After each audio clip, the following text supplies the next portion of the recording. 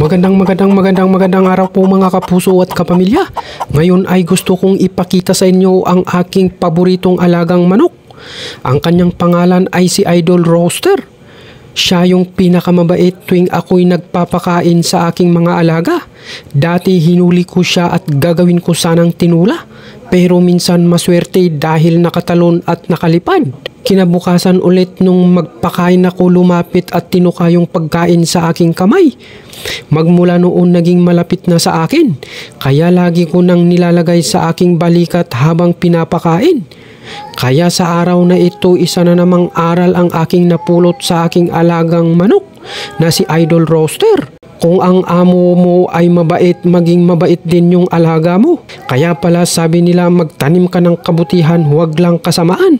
Dahil ang buhay ay maiksi lamang.